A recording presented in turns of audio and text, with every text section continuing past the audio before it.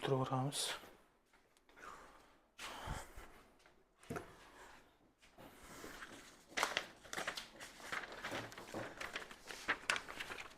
hammasini tushundinglar deb bo'ldi, tugatdik deysanda.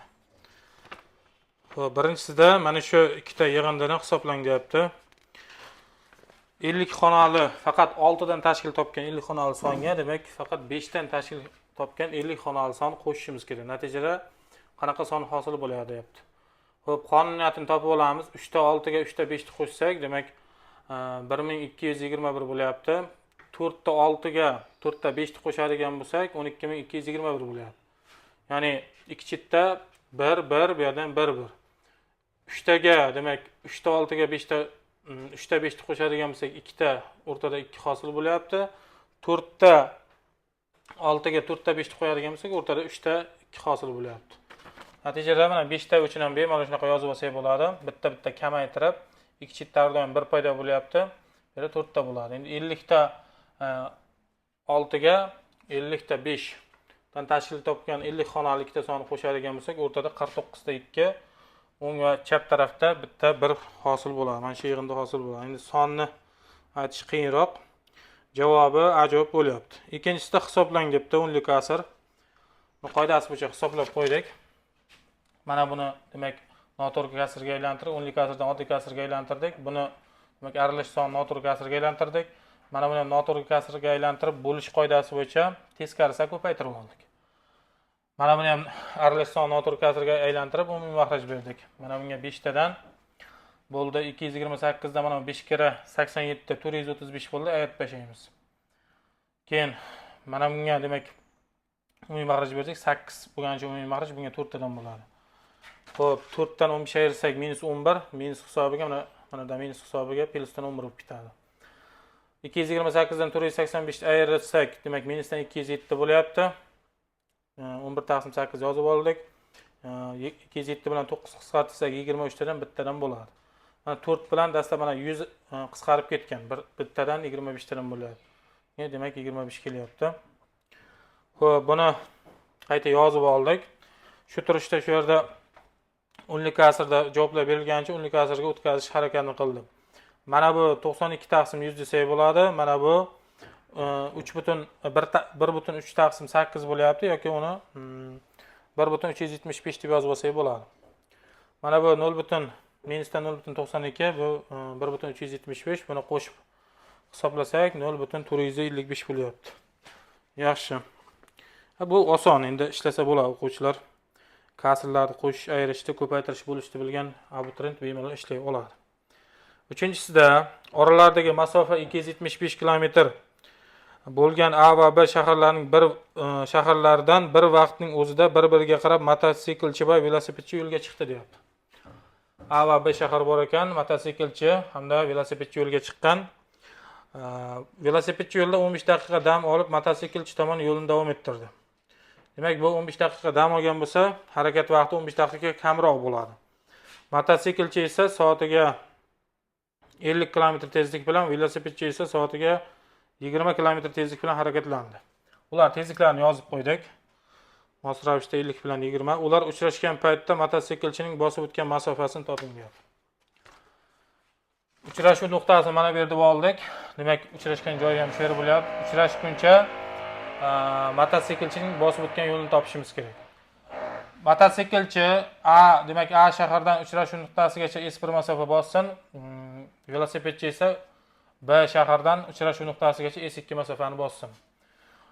Mototsiklchining bosib o'tgan yo'lini, demak, yo'l formulasidan tezligini harakat vaqtiga ko'paytiraman. Mana shu yerdan T vaqtda shu yerga kelsin. Velosipedchi yo'lda 15 minut dam olgan. Ya'ni 15 minut kam vaqt harakat qilyapti. 15 minut soatda 1 taqsim 4 soat bo'ladi.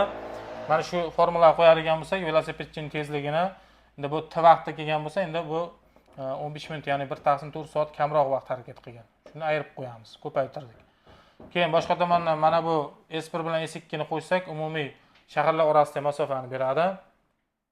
S1 o'rniga demak mana uni olib kelaman, tezlik o'rniga 50 ni olib kelib, buni o'rniga mana S2 ni o'rniga buni olib kelamiz. 20 ko'payilgan T - 1 taqsim 4 qilib. Keyin buni S o'rniga demak 275 qo'yib tenglamani ishlasak 4 soat chiqdi. Demak 4 soatdan keyin bular uchrashar ekan. Mana bu 4 soat harakat qiladi, bu 3 soat va 45 minut harakat qiladi. Endi mototsiklchi deyapti. Bu yerda aytgan, ular uchrashgan paytda mototsiklchining bosib o'tgan masofasini toping degan. Mana formula qo'yamiz. 50 ta demak 4 ga ko'paytirsak 200 kilometr B javob bo'lyapti. 4-inchisi ham masala, foizga doir masala. Buning yechimi bunday. To'g'ri burchakli uchburchakli gipotenuzaj 3 ildiz osti 5 ga teng. Demak, to'g'ri burchakli uchburchak chizdik. Katetlari A bilan B dedim. Gipotenuzasi 3 ildiz osti 5 ga teng. Agar uning bir kateti 133,1/3 ga, ikkinchi kateti esa 16,2/3 ga oshirilsa, hosil bo'lgan katetlar yig'indisi 14 ga teng bo'ladi. Ya'ni mana bu dastlabki katetlar, bularni mana bu foizlarga oshirganimizdan keyingi katetlar yig'indisi 14 ga teng bo'ladi debdi. Uchburchak yuzini toping degan. Xo'p, katetlarni topib hisoblasak bo'ladi. Bu yerda nima qildik? Mana bu foizni noto'g'ri kasr ko'rinishdagi foiz ko'rinishiga o'tkazdik. 400/3 bo'ladi. Uni son ko'rinishga o'tkazsak 100 ga bo'lsak 4/3 bo'ladi. Ana endi men mana shu katitni mana A katiti shu foizga oshgan deb hisoblaymiz. Aynan A katitning 400/3 bizda mana sonda ifodalab ko'paytirib qo'ysak 4/3 A ga teng bo'ladi. Endi dastlabki A ga qo'shib qo'ysak uni keyingi, ya'ni shuncha foizga oshgandan keyingi qiymati kelib chiqadi. 7/3 ga teng ekan. B katit B tomonini biz 16,2/3 ga oshirsak, endi buni ham noto'g'ri kasr qilib oddiy songa aylantirib oldik. 50/3 ni 100 ga bo'lib yuborsam 1/6 bo'ladi oddiy sonda. Uni demak B ning 1/6 qismi bilan 50/3 bitta narsa. Ya'ni bizga B ning 1/6 qismini top qiymati bilan 50/3 ni topganimizda qiymatlar bir xil chiqadi. Shuning uchun mana buni ham olib ifodalayapmiz mana bu yerga. Xo'p, 1/6 ni ko'paytirdim. Bu foizini bildiradi. Dastlabki qiymatiga nisbatan oshdi degan uchun oshiramiz, qo'shib olaman. Demak, hosil bo'lgan katitning keyingi qiymati kelib chiqadi. 7/6 bo'lyapti. Bizga aytgan shu hosil bo'lgan katitlar yig'indisi 14 ga teng bo'lyapti dedi. Bu yerdan soddalashtiramiz. Ikkita tarafdan 7 bor, 7 ga bo'linadi uchalasi ham. 7 ga bo'lib olsak A/3 bo'ladi, bu B/6 bo'ladi, bu 2 bo'lib qolyapti. Mag'rajlarni yo'qotish uchun demak 6 ga ko'paytirib olamiz. Umumiy mag'raj chunki 6.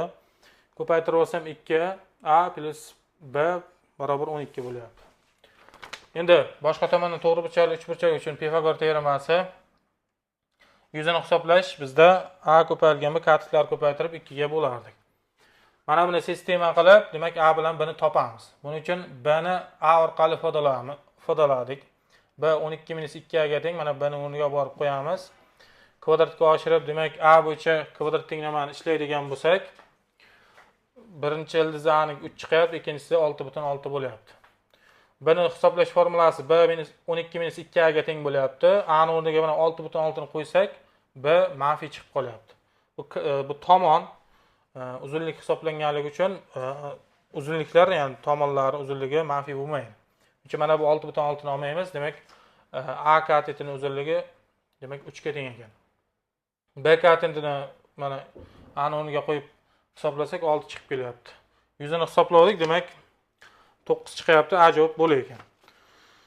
Endi keyingisi 5-inchisi, bu ham oson. Endi buni tushuntirib o'tirish shart emas. Bu yerda o'sha kasrlarni ko'paytirib, daraja xossalari bo'yicha minus bo'lsa joyini almashtirib, buni ham demak biz 15/8 deb olsak bo'ladi. Men mana buni 2 ayrilgan 0,125 deb olsak bo'ladi. 2 ayrilgan 0,125. 0,125 1/8 ga teng bo'lgani uchun 2 ayrilgan 1/8 deb olsak bo'ladi. Aynan mana shuni. Shu demak 15/8 bo'lib qoladi. Endi bu yoqdan darajalarni bilgan holda mana -3 bo'lyapti. Joyini almashtirib 3/2 ni kubi deymiz. Bu esa minus daraja borligi uchun o'zi 15/8 bo'lyapti. Minus hisobiga 8/15 bo'ladi. Hisoblab demak 1,4/5 ga tengligini aniqlaymiz. Javob C javob bo'lyapti bu yerda. Undan keyingisi bu qishda milliy sertifikatda tushgan. Endi Qayta tushadimi yo'q, aniq emas. Bizda demak mana shu ildiz osti ifodani hisoblashimiz kerak.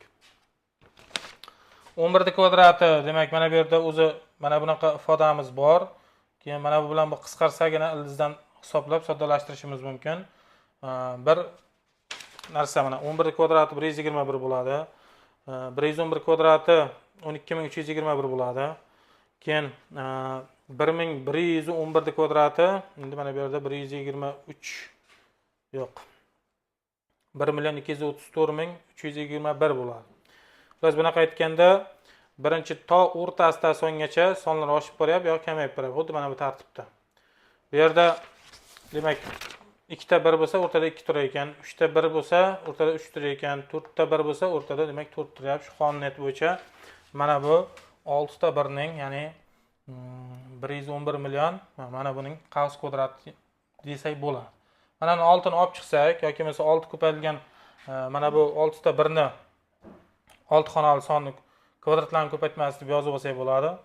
Natijada mana bu 111 million 111 yo'q 111,111 da qavs kvadratlari qisqarib ketib qoladi. 6 ni kvadrati qolib, demak ildizdan 6 bo'lib chiqib keladi. Kalitini yozmabmiz ha. Yo'q bo'laylik. Xo'p. 7-si demak ildiz 6-darajali ildizda mana bu ifoda, ko'p ildizda bu, keyin ko'p ildizda 9, mana shu uchalasini ko'paytmasini hisoblashimiz kerak soddalashtirib. E'tibor bersak, ildiz osti 5 plus ildiz osti 2 ni qavs kvadrati demak bizga mana buni beradi. Yoki bo'lmasa 7 plus ildiz osti 40 ta beradi. Bu xuddi mana bu 7 minus ildiz osti 40 ta plusligi hisoblanadi. Mana shu holatga keltirsam mana bu ildizni ham demak ikkalasini bir-biriga ko'paytira olamiz. Shuning uchun mana buni demak ildiz osti 5 plus ildiz osti 2 ning qavs kvadrati endi mana 3 ni 6 qilib oldik.